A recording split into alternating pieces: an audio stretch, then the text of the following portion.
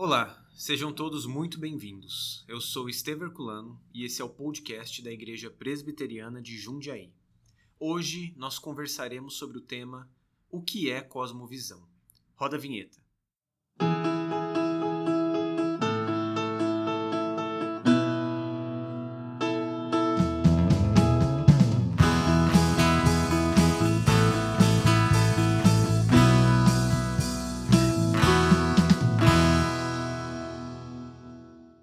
Tudo bom, gente? Estamos aqui de volta, mais esse episódio em que nós conversaremos sobre um tema muito relevante e o nosso desafio hoje vai ser traduzir esse tema e conseguir passar para você, ouvinte, a importância que esse tema de fato tem, tentando não deixá-lo difícil. E para fazer isso, tenho aqui comigo hoje, mais uma vez, o João Vitor, que participou de um podcast com a gente, que falou sobre economia e vai nos auxiliar. Tudo bom, João?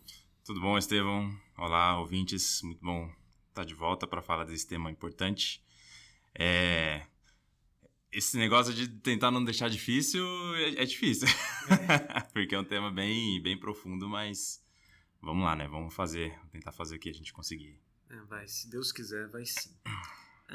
Bom, para a gente começar a falar um pouco sobre esse assunto, eu acho que a gente pode começar para dar uma descontraída e engatar aqui.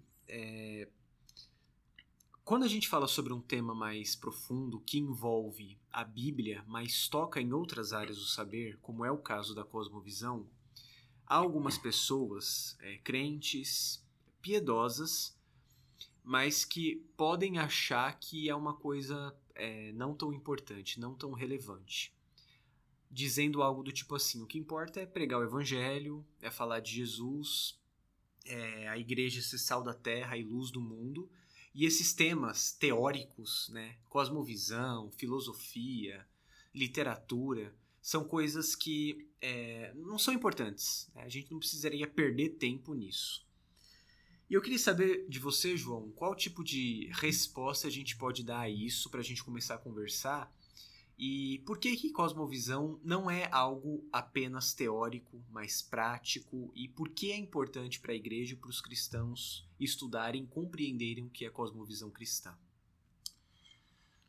Bom, cosmovisão, quando a gente responde essa pergunta de qual que é a importância prática de cosmovisão, eu acho que a gente já entra um pouco na definição de cosmovisão. Talvez não uma definição assim formal, que a gente consegue elaborar melhor, mais sistemática, mas uma definição básica, assim, o que seria cosmovisão? Para a gente poder entender a importância, a gente teria que dizer o que é cosmovisão.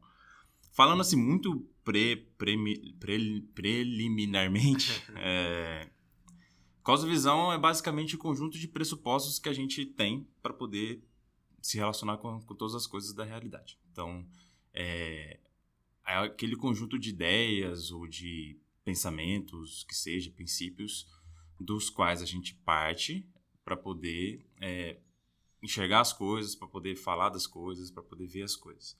Muitas pessoas comparam o conceito de cosmovisão com lente, né? Para quem usa óculos sabe que o óculos, depois que você acostuma um tempo, o óculos você nem percebe mais que o óculos ele está ali. Você simplesmente olha através do óculos. E ele vira basicamente uma parte do seu corpo, basicamente, né? E a cosmovisão é parecida com isso. São pressupostos que a gente, na maioria das vezes, não estamos conscientes.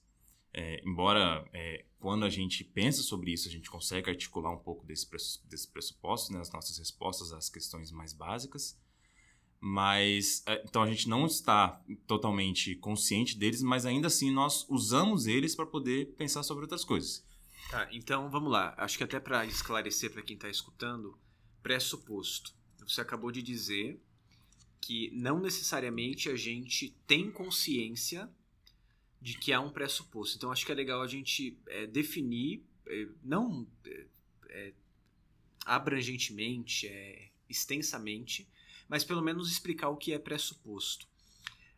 Partindo da palavra do que a gente entende como cosmovisão, se eu estiver errado você me corrija, pressuposto é aquilo que, a partir a nossa vida, crença, experiência e tudo que a gente acaba absorvendo do mundo está em nós. Ou seja, ele está pressuposto. Quando a gente emite alguma ideia, age com base em alguma coisa, tem algum tipo de comportamento, se relaciona de determinada maneira, isso se dá com base em pressupostos, ou seja, coisas que estão inseridas em nós, no nosso coração, na nossa mente e que nos impelem a agir de determinada maneira e pensar de determinada maneira. Exato. Mais ou menos isso. A própria palavra pressuposto já ajuda, né? Porque pressuposto é o quê? Você supõe algo previamente ao contato com aquela coisa. Então, você já pensa algo, você já parte de algum ponto de vista para poder se relacionar com aquela coisa. Por exemplo, se a gente pensar na forma como o cristão se relaciona com dinheiro, a gente pode até entrar em outros exemplos mais para frente, né? Mas a forma como o cristão se relaciona com dinheiro, por exemplo. Muitas pessoas encaram o dinheiro apenas como uma forma de enriquecer. Né? Então, por exemplo, o trabalho. Eu vou trabalhar para poder ter dinheiro, para poder comprar mais coisas. Legal, então vamos lá. Um pressuposto de uma pessoa comum, não cristã desse mundo, sobre o trabalho.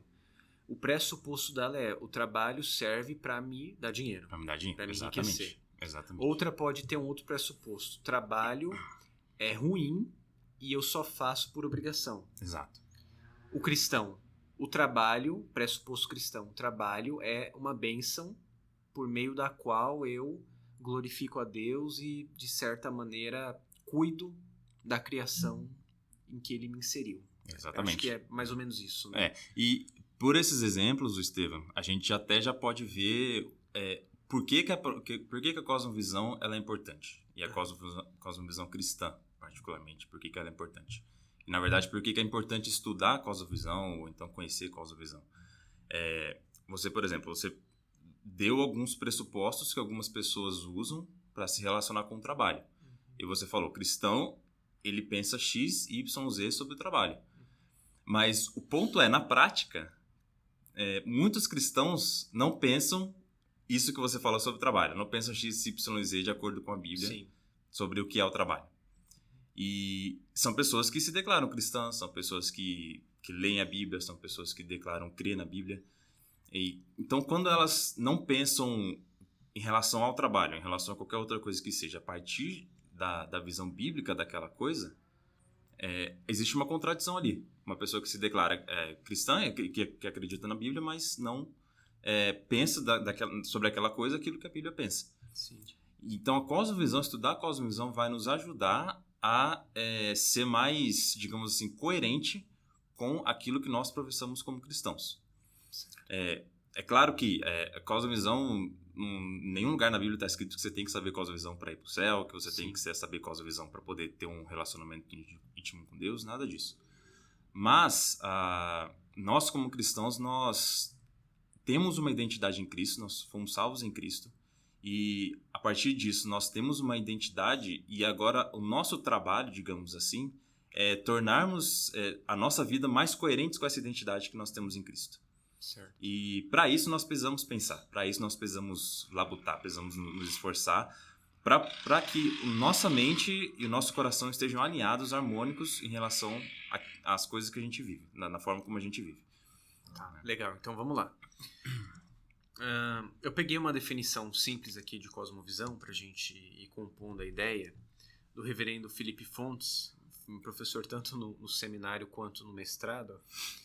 E ele diz, num artigo que ele escreve lá no portal do Mackenzie, cosmovisão cristã não é apenas um conjunto de ideias, mas antes de qualquer coisa, um conjunto de verdades com as quais estamos comprometidos. Por isso, é fácil vê-la na forma como vivemos e não só no que entendemos como verdade, porque ela transcende a teoria. Exatamente o que você está dizendo. A gente tem essa expressão da cosmovisão, mas nós já temos compromissos no nosso coração. Nós vivemos com base em alguma coisa. Então, voltando para o assunto do trabalho. O cristão que está há 20 anos na igreja, aqui na igreja, na IPJ, por exemplo, e está ouvindo pregação, estudo bíblico, sermão e tudo mais, consumindo tudo isso, mas ele acorda segunda-feira amaldiçoando o seu trabalho, tem uma cosmovisão e um compromisso do coração incoerente, de certa maneira. Exato. Né? Porque ele tá, digamos assim, eu sou crente e tudo, mas há uma área da vida dele em que ele não compreendeu como o evangelho toca aquilo ali. Então é uma cosmovisão meio manca, né?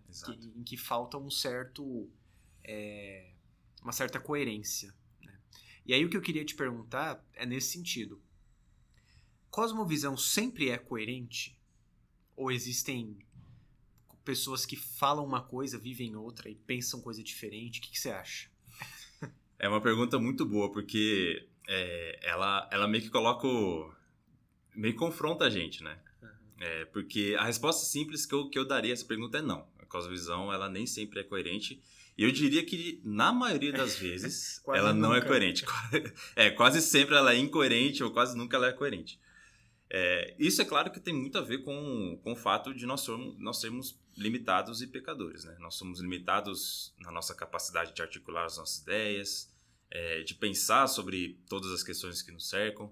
E nós também somos pecadores. Nós temos nosso coração é maculado pelo pecado, nosso coração ele é rebelde por natureza contra Deus, contra todo pensamento de Deus, contra a mente de Cristo. Então, essa incoerência, ela, digamos assim, que é o estado padrão. É o estado padrão da nossa cosmovisão.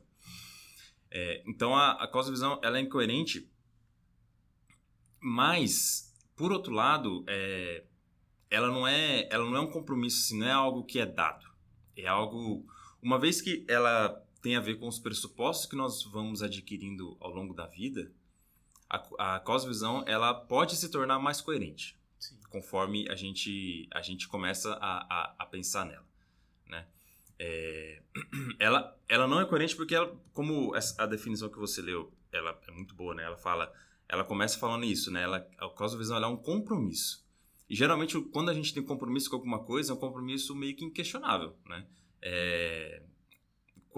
Por exemplo, quando a gente pensa num casamento, quando você, um esposo tem um compromisso com a sua esposa, aquele compromisso que ele fez, idealmente, é algo que é inquestionável.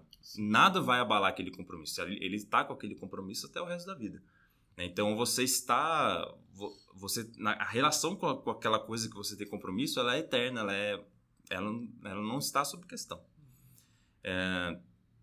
Então, por ser um compromisso, é uma coisa que é muito profunda no coração.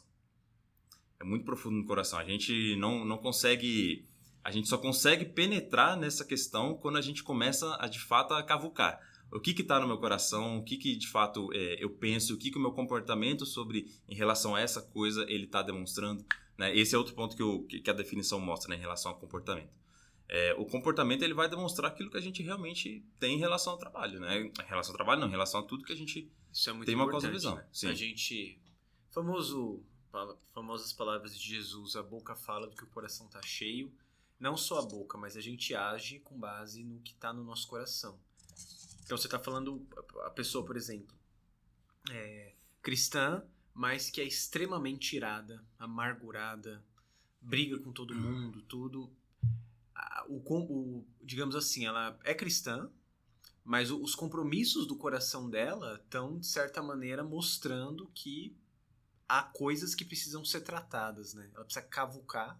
Sim. Isso que você falou, né? Cavucar. No coração, para perceber o que precisa ser mudado. Exato. Eu peguei uma... Você ia falar mais alguma coisa? Ou... Não, posso. Pode continuar. Eu peguei aqui, gente, para ilustrar, para a gente sempre tentar dar uma baixada, né, na ideia e pisar no chão. O livro Peregrino, do John Bunyan, tem algo muito interessante.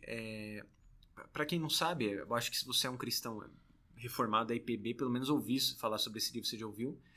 E é um livro que é uma alegoria sobre a vida cristã. Tanto que o personagem principal se chama Cristão. Né? O Miller, no podcast que a gente gravou, falou bastante sobre esse livro. Inclusive, recomendou ele, né? Recomendou, muito bom. Mas tem uma pergunta fundamental nesse livro, que é uma pergunta sobre cosmovisão, que o cristão tá andando pelo caminho e vários personagens perguntam pra ele. Você já leu, né, João? Já. Perguntam o que pra ele? Quem é você? De onde vens e pra onde vais? E o cristão responde: sou cristão, venho da cidade da destruição e dirijo-me para o Monte Sião. Isso reflete muito bem uma cosmovisão, né? Pergunta sobre cosmovisão. Quem é você? De onde você veio e para onde você vai? E eu acho que a gente deveria ser capaz, como cristãos, de responder esse tipo de pergunta. Né? Quem é você, João? De onde você veio? Né? Qual a sua origem? Você nasceu em lar evangélico? Quais foram suas influências, ideias que você adquiriu no decorrer da vida?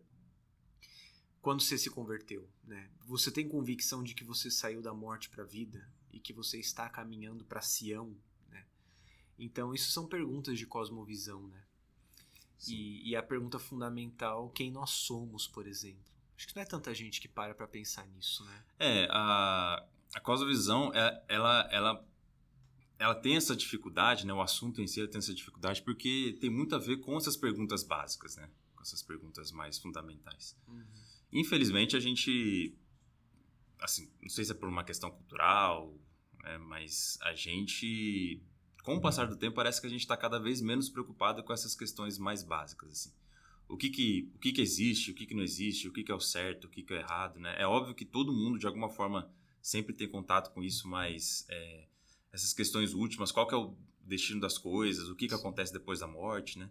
São coisas que as pessoas elas foram deixando de lado com o passar do tempo, mas são as perguntas básicas que a cosmovisão vai tentar responder. E é óbvio que a cosmovisão ela se aplica a muita coisa prática. A gente já deu vários exemplos aqui. Mas ela aplica-se a essas coisas práticas depois que ela responde às coisas básicas.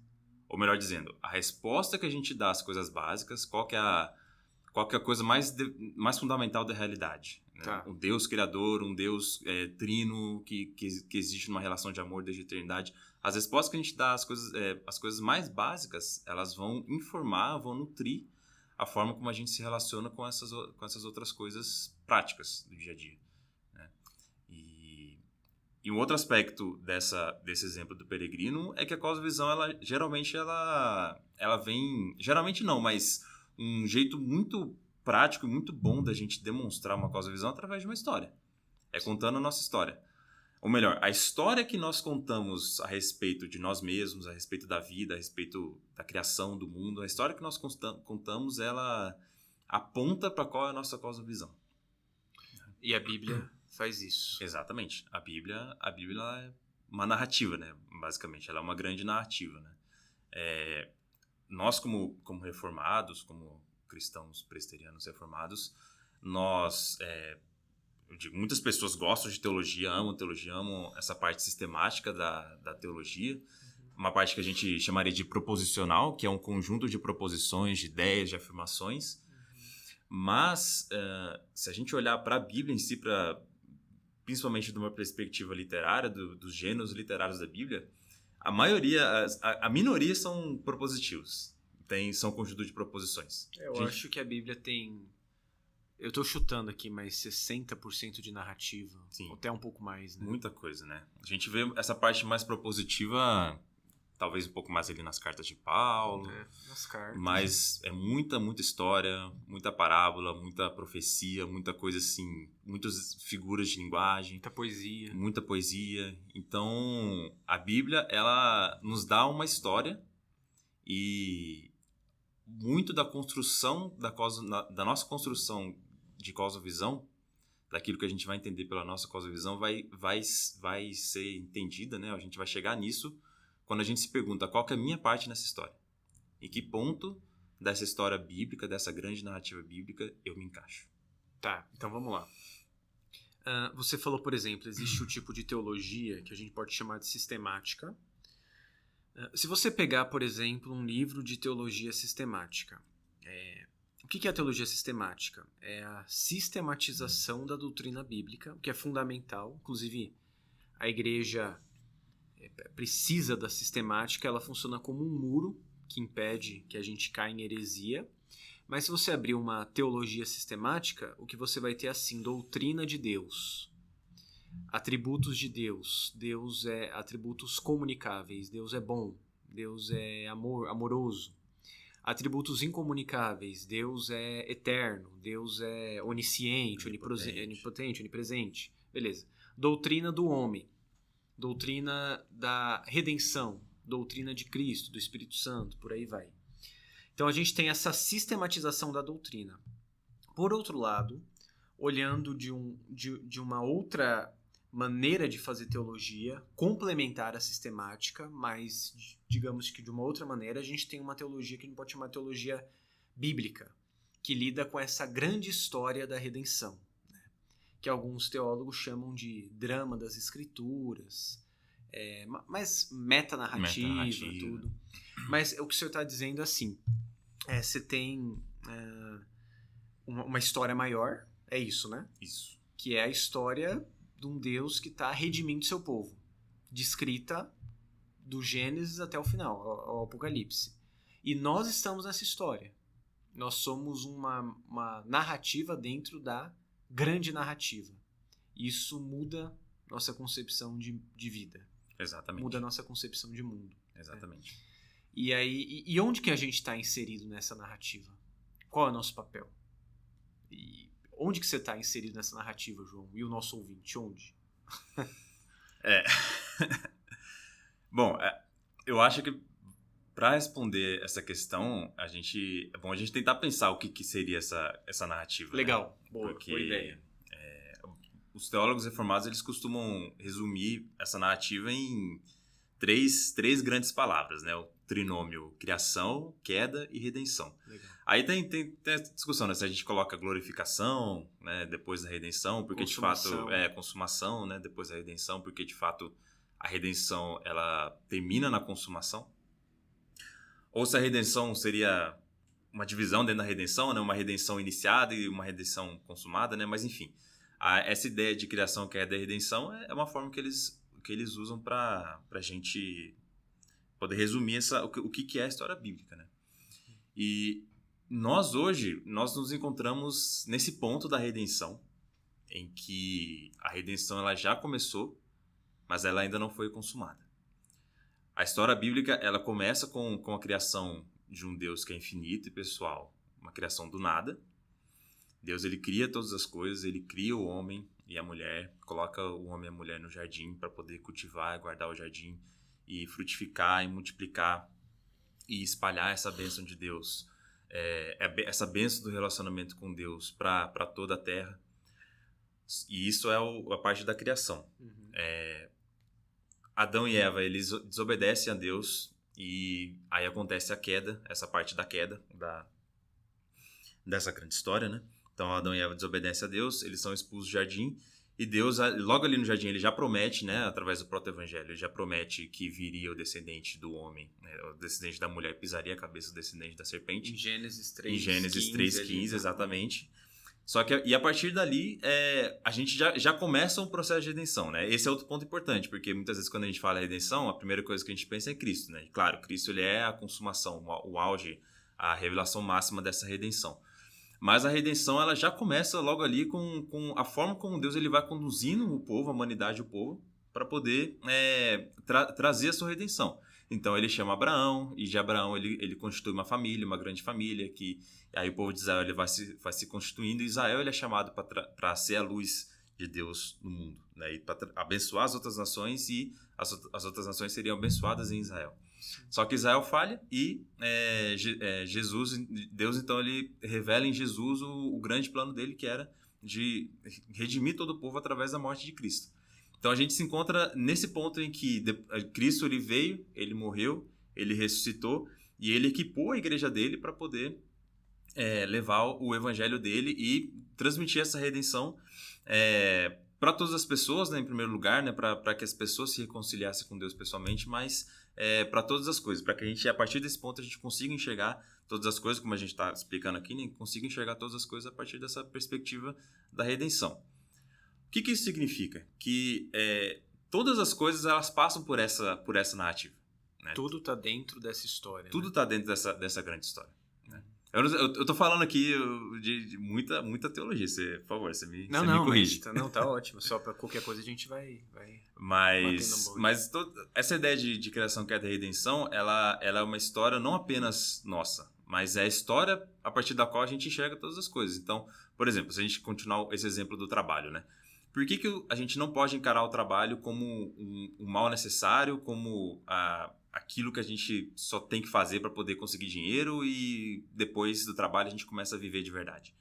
Porque o trabalho ele foi criado antes da queda, digamos assim. O trabalho não foi uma maldição que Deus deu depois que o homem caiu. As dificuldades do trabalho, sim, elas vieram depois que o homem caiu. Se a gente lembrar, por exemplo, da maldição que Deus dá especificamente para Adão, do suor do seu rosto você tirará o fruto da terra. Uhum. Então a terra vai gerar os seus cardos e abrolhos, né? Ou seja, até a terra vai ser hostil a você, né? Não tem mais uma relação harmônica. Então o trabalho era uma bênção, agora ele ainda é uma bênção, mas também tem uma maldição que vai te atormentar. Exatamente. Então, quando a gente diz que o trabalho ele é, digamos, um mal necessário, ele é uma maldição, a gente está indo contra essa perspectiva bíblica do trabalho. A gente não está enxergando o trabalho dessa perspectiva de criação, que é da redenção, mas a gente está, digamos assim, enfatizando excessivamente, e eu acho que até erroneamente, o aspecto queda do trabalho. Legal. Mas, na verdade, o trabalho é o quê? O trabalho ele foi criado por Deus como uma maneira pela qual a gente vai cultivar o jardim, cultivar e guardar o jardim dele, que na verdade é toda a terra, né? O templo cósmico de Deus. Uma maneira pela qual a gente vai encher toda a terra e levar essa bênção através do fruto do nosso trabalho. Então, através do desenvolvimento de cultura, através do desenvolvimento de tecnologia, tudo isso são formas pela qual Deus ele abençoa as pessoas. São coisas boas que Deus traz através do trabalho. Mas por causa da queda, o trabalho ele tem as suas dificuldades e a gente pode pensar em inúmeras dificuldades. Não apenas a dificuldade de você, de o seu trabalho não render, digamos assim, do trabalho ser difícil, de você ter que lidar com pessoas difíceis. Mas, assim, o fato de muitas pessoas idolatrarem o trabalho é uma outra dificuldade que vem com a queda. Então, o trabalho ele se transforma no ídolo. Sim. Né? Então, essas dificuldades do trabalho, elas são aspectos da queda. Mas, ainda assim, o trabalho, ele tem um propósito original bom. Eu acho que isso é legal a gente pegar para falar rapidinho. A gente já volta aí, mas é porque senão eu abri um parênteses e não consigo fechar.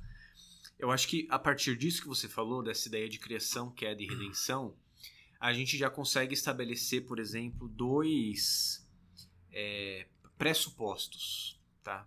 Sobre uma cosmovisão cristã reformada. Se Deus criou todas as coisas e Ele é o Criador, então existe uma distinção entre Criador e criatura. Nós não somos Deus. Diferente, por exemplo, do que outras religiões podem ter como cosmovisão, nós não somos iguais a Deus. Deus é outro, totalmente outro. Deus se comunica conosco, nós temos comunhão com Ele, mas nós não somos Deus. E além disso, a criação não é Deus também. As árvores, o sol, a lua, as plantas, os animais são coisas muito boas que Deus fez, criação dele, mas nós não podemos dar-lhes louvor e nem achar que eles são parte de Deus, porque Deus é criador. Nós e toda a criação é criatura. Né? Isso já é um pressuposto, por exemplo, para a gente pensar sobre a realidade, certo? Exato. E um segundo pressuposto, eu estou usando pressuposto, eu acho que deu para entender, né, você que está escutando, que é essa ideia a partir da qual a gente vai viver e pensar a realidade como cristão. Mas a segunda ideia, que a gente consegue abstrair disso aí também, inferir a partir disso, é uma diferença fundamental entre estrutura e direção. Né? Sim. A estrutura do que Deus fez é boa. O trabalho é bom, o casamento é bom. O mundo que Deus fez, a criação de Deus é boa. Nós, como estrutura, ser humano, somos bons porque nós somos imagem e semelhança de Deus. Exato. Qual o problema? A direção que tudo tomou por causa do pecado. Né?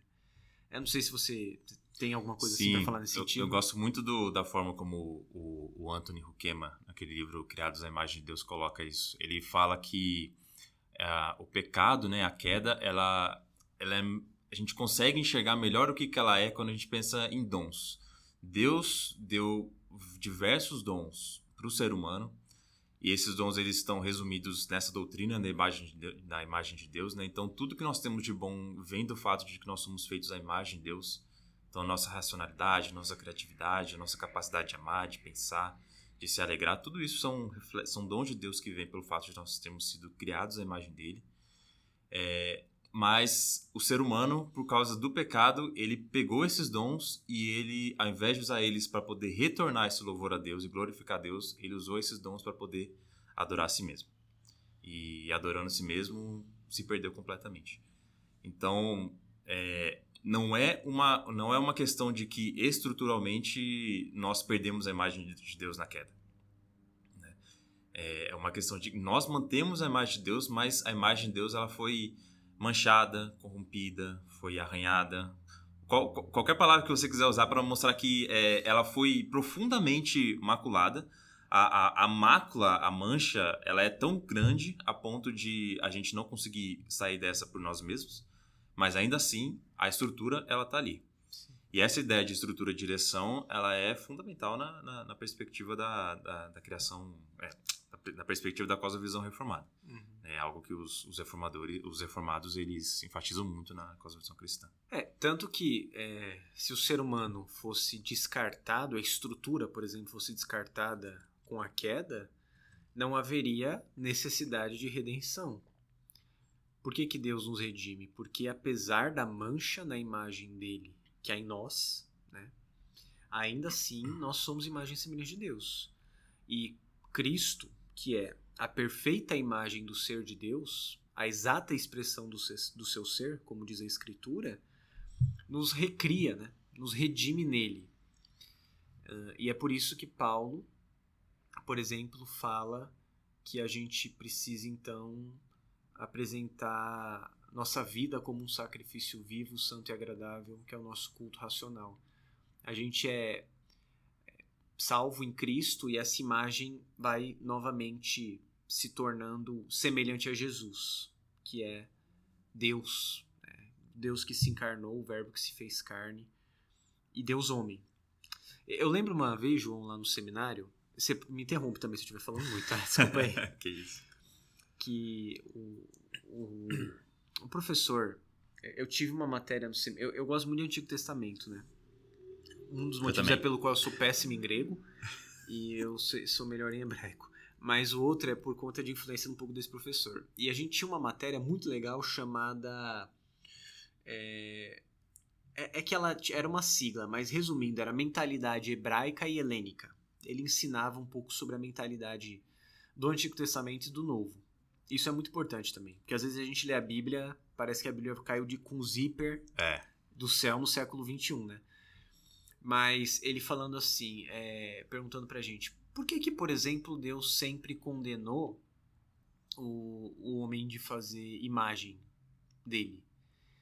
E, cara, é impressionante que a gente era, tipo, terceironista do seminário e a gente não respondeu a pergunta tão simples corretamente. A gente, porque qualquer representação de Deus seria insuficiente. Ele, não, tá, mas não é isso que eu quero saber. E foi, aí depois de 15 minutos sentando ele, gente, porque a imagem já foi criada.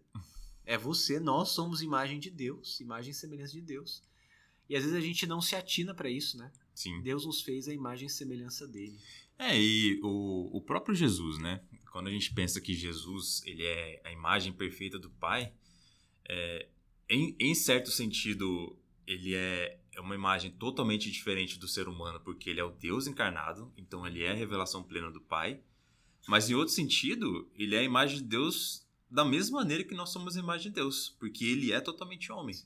Então, digamos assim, Cristo como segundo Adão, ele é a imagem de Deus que rolou.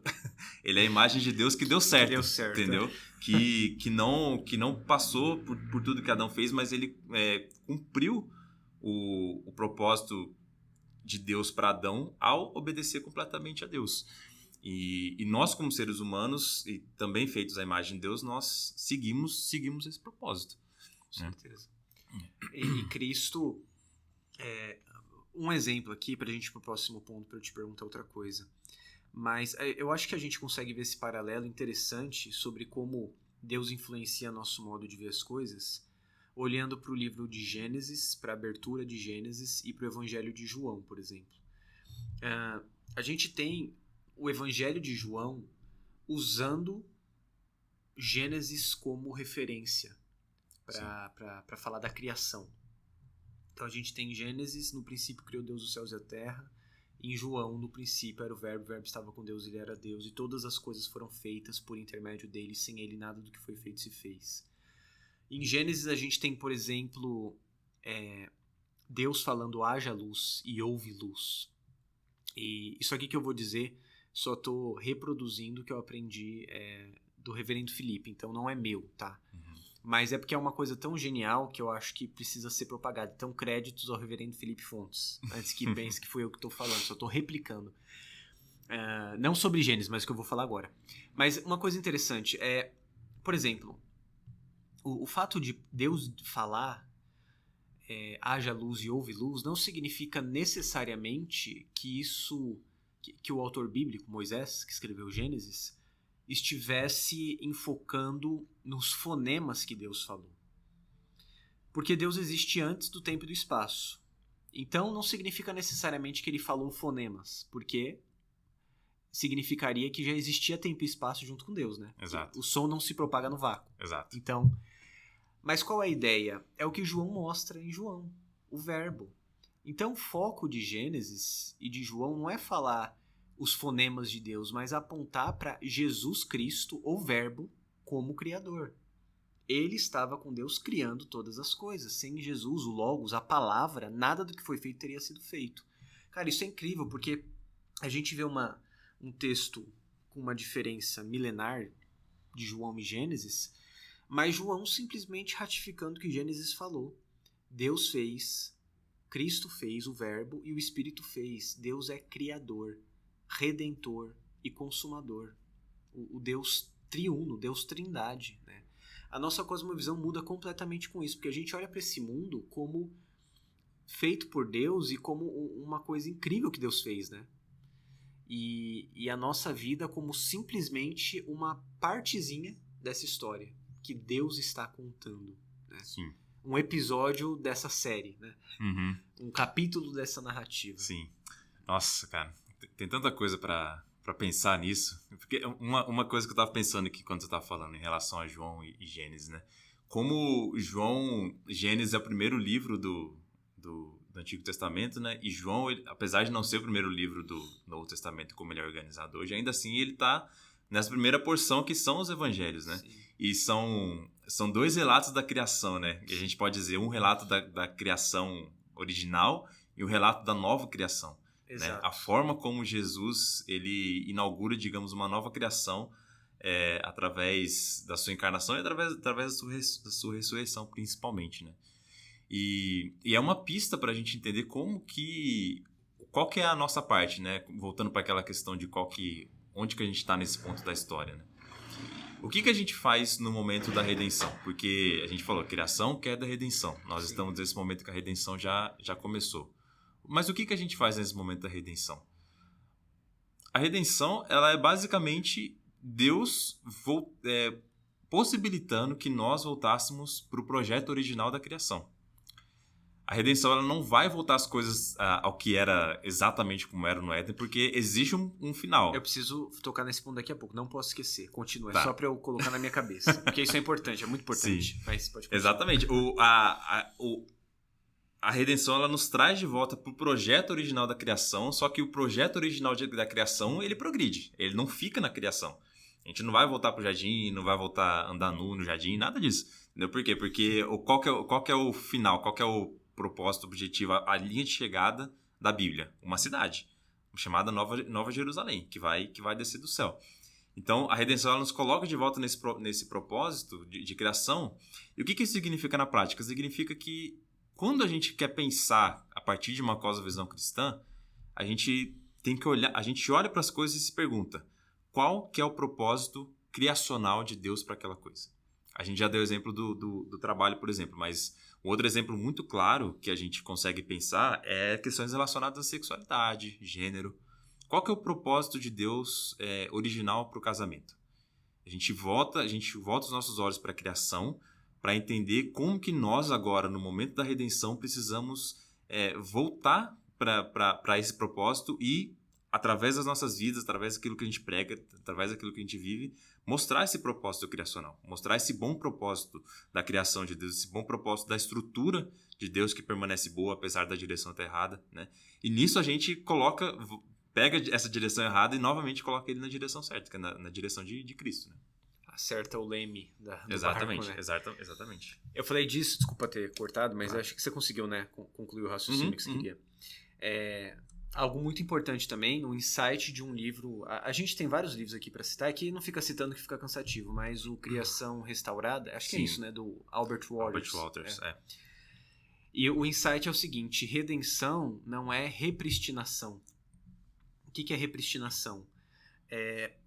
Por exemplo, quando você tem uma lei que entra em vigor e uma nova lei passa a vigorar, cancelando esta e fazendo com que a primeira retorne. Então vamos supor que você tem a lei A, B e C. Lei A está valendo, entrou a lei B e passou a vigorar. Lei C voltou e essa lei C retorna à lei A exatamente como era antes. Repristinação. É retornar exatamente ao estado inicial. Isso não é redenção. Exato. Redenção compreende o progresso da história e o próprio Deus fez isso. Porque às vezes a gente tem a ideia da consumação do céu, do novo céu e nova terra, como jardim. Mas a Bíblia fala que é uma cidade. E que a gente vai passar a eternidade nessa cidade que vai ter progresso, tecnologia. Porque às vezes a gente tem uma visão tão grega mesmo, né? Platônica, idílica, de que a gente vai voltar e vai estar tocando harpa no céu, e é uma coisa meio onírica, parece meio etérea, sonho, né? Meio etérea. E não, é carne e osso, é a gente andando, trabalhando, conversando, desenvolvendo relacionamento. Sim. E sei lá, eu sempre falo isso, mas quem sabe até explorando outros lugares, países, planetas, vai saber. Porque as coisas continuam, né? Exato. E a gente... Outra concepção equivocada que eu acho que a gente defende às vezes, muitos cristãos defendem, é essa ideia de que a criação, ela era perfeita no sentido de completa. Mas, na verdade, um exemplo, uma analogia que esses autores reformados eles dão é que, na verdade, a criação ela era perfeita no sentido de que um bebê ele é perfeito. Ele é perfeito no sentido de que ele não tem defeitos e se ele deixar se crescer, ele vai finalmente se desenvolver. Ele vai ficar maduro, ele vai ficar pronto. Né? Então, nesse sentido, a criação ela era perfeita no sentido de que ela não havia mácula, mas ainda assim ela precisava crescer, ainda assim ela precisava progredir. É por isso que Deus ele dá um trabalho para Adão e Eva, que é o de cultivar, de guardar, de frutificar, porque ele vai desenvolver a criação. Né? E aí o que o pecado faz? O pecado ele traz essa mácula. Um exemplo, por exemplo, quando a gente olha para a criação, a gente vê lá que Deus ele fez o dia e a noite e estabeleceu os luzeiros para definir a diferença entre dia e noite, né? Só que quando a gente olha, por exemplo, para o relato da Nova Jerusalém, lá em Apocalipse, a gente vê que não vai ter mais noite. Por quê? Porque o próprio Deus ele vai ser a luz da nação, né? É óbvio que a gente sempre que a gente fala de Apocalipse, a gente precisa entender um pouco essa ideia das figuras que usa e tal, né? Porque a noite, de fato, ela é algo belo, né? Sim. Então, é difícil dizer se vai ter noite ou não, a questão não é essa, mas a narrativa bíblica em si, ela mostra que existe uma progressão e um cumprimento, né? Aquilo que na criação era dia e noite e havia essa progressão, no final das contas, em Apocalipse vai ser apenas luz, porque o próprio Deus não vai precisar mais de sol, não vai mais precisar de lua, porque o próprio Deus vai ser a luz da cidade. Então, a própria Bíblia mostra que existe essa progressão e esse cumprimento no final das coisas, né? E é uma coisa que a gente precisa pensar, né? Como será que vai ser o trabalho no céu? Como se a gente estivesse trabalhando no céu hoje, se a gente já estivesse nesse ponto da redenção que ela tivesse consumado. O que seria o trabalho? Exatamente. O que seria o trabalho? Né? E o poder, o Espírito Santo, ele nos capacita, né, a viver essa vida da ressurreição, essa vida que será consumada já hoje. E a começar esses frutos da redenção hoje. Né? Então a gente pensa. Tô falando muito de trabalho porque é o exemplo que a gente está dando e é um exemplo mas casamento, muito prático, né? Relacionamento, tudo. Exatamente. Como que a gente vive essa redenção que será consumada já hoje? Né? No nosso jeito limitado, mas como que a gente vive ela hoje? Isso já começou a acontecer, né? Exato. E já está no nosso coração poderosamente a vida da ressurreição, né? Efetivamente. Não completamente, mas tá lá, né? É o que o Schaeffer chama de transformação substancial, né? A redenção ela não está completa, mas ela já é substancial o suficiente para mudar a nossa vida hoje. Para determinar a maneira como nós vivemos hoje em cada área da nossa vida. Tanto o Éden, o paraíso perfeito, não era perfeito no sentido de completo que houve queda. Ou seja, era um estado probatório. Exato. Uma perfeição não tão perfeita quanto o final. Exato. Que vai ser um estado que a gente... Agostinho já, milhares de anos atrás, falou daquelas etapas, né, do... Capacidade de pecar. Exato. De pecar, sim. E o estado final o ímpio não posso não pecar, o crente posso não pecar, pela influência do Espírito Santo, e na glorificação, na consumação, não posso pecar. E essa sim é essa perfeição total em que a gente não tem mais influência nenhuma do pecado. Né? Exatamente. Mas, João, vamos lá. Diante disso tudo, pergunta pra gente ir caminhando aí pro fim. O Evangelho, a cosmovisão, influencia todas as áreas da nossa vida, toca em todas as áreas, ou existem áreas que são exclusivistas e o Evangelho não toca? Bom, de novo, tem a resposta simples. Resposta simples. Toca em todas as áreas da vida. Toca em todas as áreas. Desenvolva. Vestibular, Justifique, né? Justifique sua resposta. É interessante, porque assim, pensando nessa questão, Estevam, às vezes me vem à cabeça aquelas tentativas assim, um pouco banais de redimir tudo, né? Que é um uso assim, exagerado, até meio cômico, assim, irreverente da cosmovisão, né? Meio infantil, meio ingênuo, né? Vamos falar sobre tombo de bicicleta da perspectiva da criação, que é de redenção, entendeu? Não é disso que a gente está falando, que a gente tem que... Agora a gente tem, para tudo que a gente vai se relacionar, a gente tem que primeiro sentar e pensar o que a criação fala daquilo, o que a queda redundou para aquilo, o que a redenção vai falar daquilo. Mas quando a gente pensa nas áreas fundamentais da vida, nas principais coisas que todo ser humano, todas as épocas históricas, em todos os lugares do mundo tem que se relacionar, a Bíblia, ela dá uma resposta. A Bíblia e a cosmovisão bíblica que a gente tira dela, que a gente consegue formular a partir dela, ela dá uma resposta. Então, a gente pensa que o trabalho, por exemplo, é uma área que a gente está falando aqui bastante, o casamento, os relacionamentos pessoais, o sofrimento e a morte. Legal, sofrimento, morte. Muito bom. O mal de maneira geral, né? São coisas que todas as pessoas em todo o tempo lidam.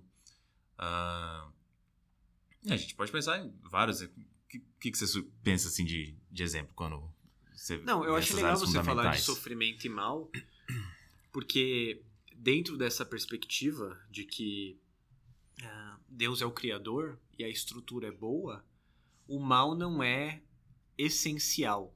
É linguagem filosófica, Sim. né? O mal não é objeto em si mesmo.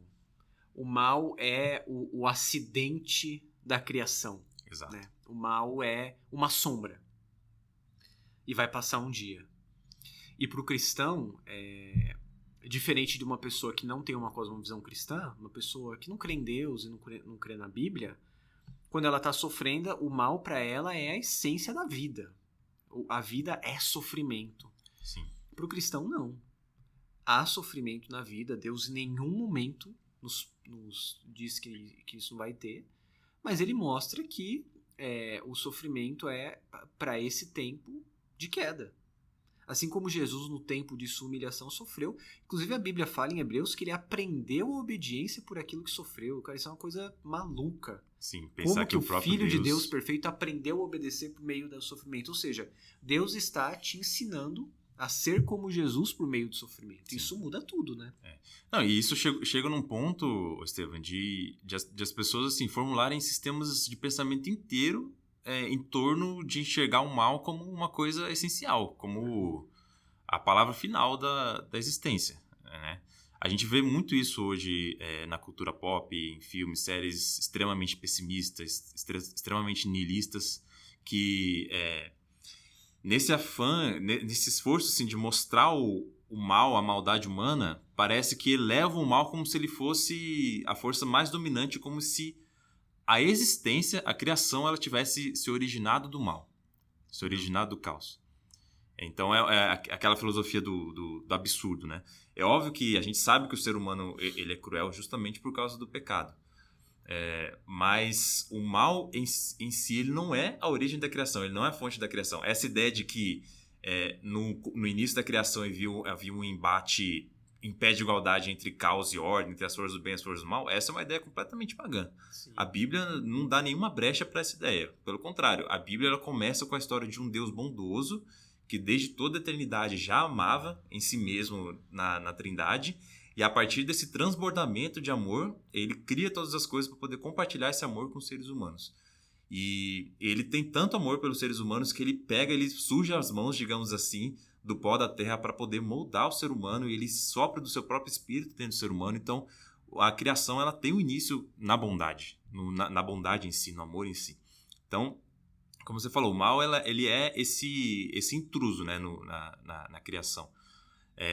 Acho que a melhor analogia que eu vi é de uma ferrugem no fel, por exemplo. Legal.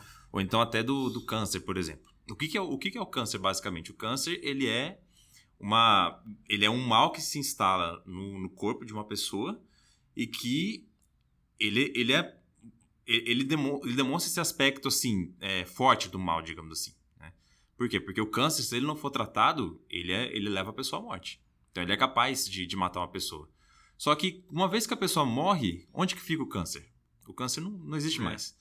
Ou seja, o câncer ele não tem uma existência em si, ele só existe na medida em que ele tem um hospedeiro. Ele é a corrupção, né? Ele é a corrupção, exatamente. É a mesma coisa da ferrugem. O ferro, a ferrugem ele é a corrupção do ferro. Uma vez que o ferro ele foi totalmente deteriorado, a ferrugem também some. O Van Groningen usa a ideia do reino parasita, né? Sim. O mal, o diabo, não é um criador, não é Deus. Ele é simplesmente... Ele tem um reino, a Bíblia mostra, mas é um reino parasita. Que fica parasitando o reino de Deus e um dia vai ser completamente expelido, destruído. Mas ele é esse câncer, né? Ele não tem existência própria, ele é simplesmente esse crescer de células desenfreado que gera o mal. Exato. Né? E isso, assim, tem implicações muito práticas para a nossa vida. Né? Quando a gente pensa no mal, quando a gente passa por algum mal, por algum sofrimento, a gente pode lembrar que o mal ele vai ser derrotado de uma vez por todas. Nós podemos consolar uns aos outros. Até esse estranhamento que a gente tem em relação ao mal, em relação às coisas ruins que acontecem, né? Quinta-feira, você deve ter ficado sabendo, né? O Diogo Jota, que é o jogador importante do Liverpool, time da Inglaterra, ele faleceu simplesmente do nada. E um acidente de carro, é óbvio que assim, gente, acidente de carro acontece com todo mundo, muita gente morre todo dia, mas eu tô falando dele especificamente porque foi um caso que gerou comoção, porque ele era um jogador famoso, né? Inclusive, eu mesmo acompanho muito o campeonato inglês, sempre vi ele jogar. Eu vi, assim, semanas atrás eu vi ele jogar lá no campeonato da UEFA Nations League, que ele jogou por Portugal. E aí, vendo aquele relato, eu descobri que ele tinha casado há 11 dias só. Ele deixou três filhos, um de 7 meses. Então, assim, quando a gente olha essas coisas, a gente tem um estranhamento, a gente fala, não é possível. Como que pode existir uma coisa dessa no mundo? Um mal, assim, uma coisa tão banal, um acidente, do nada, varrer uma vida desse jeito e vai gerar essas consequências terríveis para a família dele que vai gerar. Mas a gente tem uma resposta. O mal, ele de fato, ele é essa coisa estranha, que a gente não consegue lidar, a gente não vai conseguir lidar, porque a gente não foi criado para o mal e para a morte. A gente foi criado para a vida eterna, para gozar a alegria eterna junto com Deus. Eu lembro de um argumento do Plantinga, que é um filósofo cristão também. Ou filósofo, né? Cara, assim... E eu lembro, é muito interessante, porque o argumento é o argumento do maruim, o pernilongo. Não existe maruim aqui, é um mosquito minúsculo. Mas qual que é o argumento? Ele escreve no livro dele lá que se você chega e fala para uma pessoa, tá vendo aquela casinha de cachorro? Aí a pessoa olha, você fala, você tá vendo o São Bernardo ali? Se a pessoa não vê, significa que o São Bernardo não tá ali, porque ela veria o São Bernardo, que é gigante, naquela casinha de cachorro. Se por outro lado você diz, olha a casinha de cachorro, a pessoa olha e você diz, você tá vendo um pernilongo ali? E ela não vê, isso não significa que ele não está ali. Porque o pernilongo é pequenininho. Ele pode estar lá dentro, pode estar batendo uma luz que não seja possível ver e tudo mais, né? Qual que é a ideia? Não é porque você não vê com os olhos visivelmente o agir de Deus neste mundo que ele não está atuando e não está presente. E se ele de fato mandou Jesus e Jesus morreu para salvar seu povo, como a Bíblia diz, se isso aconteceu, com certeza o mal que acontece por aí não é por falta de amor de Deus. É provavelmente porque a gente não está enxergando de perto. Eu acho que isso é importante para a gente, porque Deus está atuando, agindo, amando o seu povo e contando uma história maravilhosa. Às vezes é a gente que não está perto o suficiente para enxergar. Está querendo ver lá de longe e Deus está trabalhando, está atuando, está ali, alçando os voos divinos dele. Exato. E fazendo coisas maravilhosas, né? Amém. Eu queria só falar uma coisa, João, pra gente ir pra última pergunta, porque já tem um tempo bom de episódio já. Mas rapidinho, só pra tentar dialogar um pouco com essa ideia de filosofia do absurdo pro ouvinte nosso. A gente tem muitos filmes, séries, livros que tem essa fonte. BoJack Horseman, Rick and Morty... pensando em séries, o que mais tem são séries dessa perspectiva pessimista, ou mesmo dessa luta do bem contra o mal. Pegar uma série como Dark, por exemplo. Outros mais existencialistas, sentimentalistas. Um filme muito bom que eu amo, chamado Interestelar, mas que você tem ali, o que fica no fim das contas é o sentimento, né? O que foi nutrido no decorrer dos anos, ainda que haja viagem no tempo e tal. O que eu tô querendo dizer, há muitas cosmovisões espalhadas por aí no que a gente consome. Algumas que consideram que a existência humana se baseia em uma luta de bem contra o mal. Um monte, né? Até animes, muito assim. E às vezes, percebam, irmãos que estão ouvindo a gente, o bem e o mal nem são bem e mal de verdade. São só duas perspectivas de uma mesma história, né? Tipo, Lúcifer. O diabo nem é mal em Lúcifer, no seriado, que na verdade vem do quadrinho. Sim. Ele é igual a Deus. Então, como que a gente pode se precaver e se proteger olhando para essas cosmovisões e sabendo o que há de bom e ruim, filtrando? E depois disso, quando você desenvolveu, eu posso até te perguntar de novo, mas eu queria saber se você tem dicas de leitura para quem quiser estudar um pouco sobre o tema e ter uma cosmovisão cristã mais madura. Então, primeiro, como a gente pode olhar para tudo isso que a gente ouve, escuta, vê e filtrar o que é bom ou ruim, e algumas recomendações que você tem aí? Eu acho que a principal coisa que a gente precisa ter em mente é que a cosmovisão ela é uma questão de educar o nosso olhar. Tudo isso que a gente conversou aqui são coisas que eu tenho certeza que os irmãos que estão ouvindo, eles já ouviram em pregações, já leram na Bíblia, já leram algum livro. Mas, na hora do vamos ver, digamos assim, na hora que o mal bate a porta, na hora que a gente tem que levantar na segunda de manhã para trabalhar. Na hora que a porca torce o rabo. Na hora que o filho chora e a mãe não vê. Na hora que a gente está assistindo alguma coisa, uma série, um filme, nessas horas parece que tudo aquilo que a gente leu, tudo aquilo que a gente pensou e que em algum momento lá atrás emocionou o nosso coração e penetrou a nossa cabeça, parece que a gente esquece. Por que a gente esquece? Porque, na verdade, isso entrou, só que não fez morada, digamos assim. É aquela ideia até da parábola do semeador, né? É algo que, às vezes, a gente meio que pode ter prestado atenção, pode ter emocionado a gente no momento, mas o grande lance é a gente não educou o nosso coração e a nossa mente para poder pensar dessa forma. A educação do nosso olhar, que eu falei lá no começo, é algo que demanda tempo. É algo que você precisa investir, é algo que você precisa parar para pensar, é algo intencional, não é algo que acontece, não vai cair no seu colo, não vai acontecer da noite para o dia, é algo que você precisa trabalhar naquilo. A cosmovisão cristã ela é formada desse jeito, né? A gente precisa pensar quais são as maneiras pelas quais a gente pode começar a pensar daquele jeito, segundo a Bíblia ordena que a gente pense, de uma maneira, digamos assim, natural. É óbvio que ele nunca vai se tornar natural, completamente natural, enquanto a gente habitar esse corpo maculado pelo pecado, porque o nosso coração sempre vai estar querendo voltar para aquela direção ruim. Mas com o passar do tempo e com a obra transformadora do Espírito Santo, a gente pode pensar biblicamente. Mas para isso a gente precisa educar o nosso coração. Como que a gente educa o nosso coração? Através dos meios de graça.